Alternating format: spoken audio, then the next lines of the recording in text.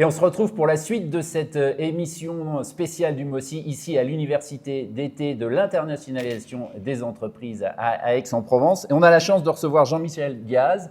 Merci beaucoup Jean-Michel d'être là, directeur Provence-Alpes-Côte d'Azur et Corse de Total Énergie. Alors, question un peu bête, pourquoi Total Énergie est ici à un événement qui concerne plutôt les PME, les ETI sur l'internationalisation? Vous n'êtes pas tout à fait dans la catégorie a priori. Bonjour Emmanuel.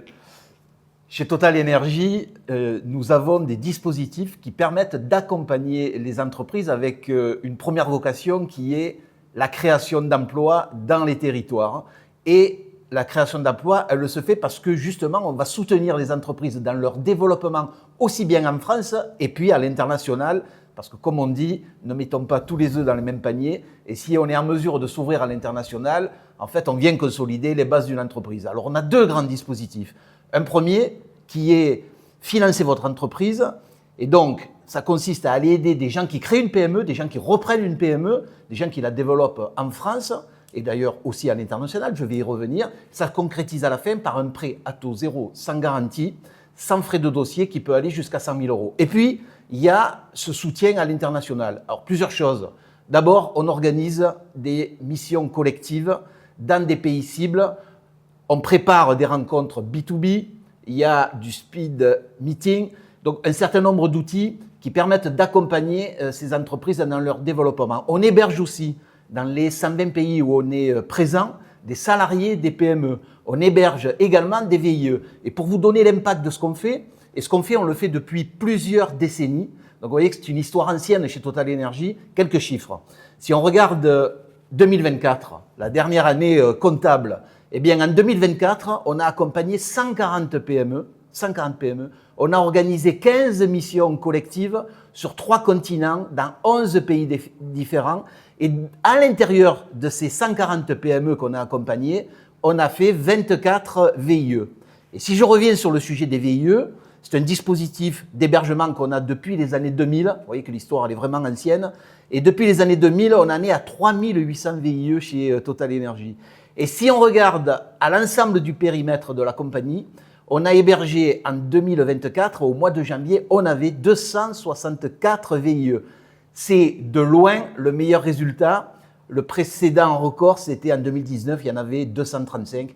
Vous voyez qu'on est vraiment un accélérateur du développement à l'international des entreprises. Et donc, comme chaque année, on est partenaire de cet événement qui a pour objectif d'internationaliser les entreprises. Il a un seul défaut, c'est qu'il a un nom dur à dire. Vous avez parlé de tout ce que vous faites. La France ne manque pas de dispositifs de soutien, d'organismes qui soutiennent l'export, qui soutiennent l'internationalisation au-delà même de l'export. Néanmoins, il y a quand même une idée reçue, c'est que, et le thème de ces 2 journées ici, c'est performance à l'international, c'est que les Français, les entreprises françaises ne sont pas particulièrement performantes à l'international si on compare avec les Italiens, avec les Allemands, avec d'autres.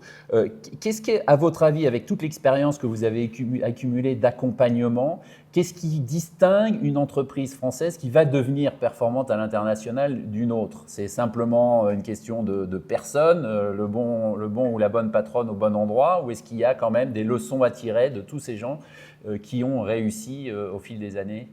D'abord, quand vous avez un grand acteur économique comme Total Énergie, qui, j'allais dire, prend sous son aile des entreprises pour les accompagner dans leur développement international, avec l'expérience qu'on a du monde, c'est quand même un facteur chance supplémentaire pour ces entreprises-là. N'oublions pas qu'en France, l'innovation, c'est quand même un vrai facteur différenciant par rapport à d'autres pays dans le monde.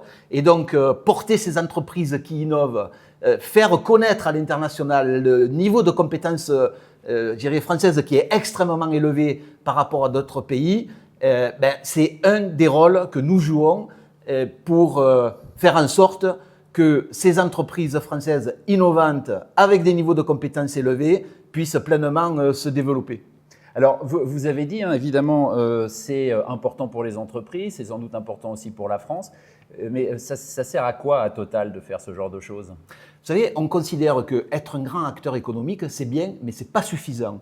Et notre rôle, en tant qu'entreprise privée responsable et d'accompagner aussi les territoires dans leur développement économique et social.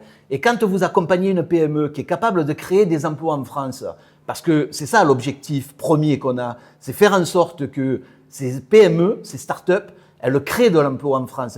Et quand on les accompagne à l'international, il y a forcément cet effet domino qui est, si je me développe, que je deviens gros, que je deviens solide, eh bien, je vais créer de l'emploi et de la richesse.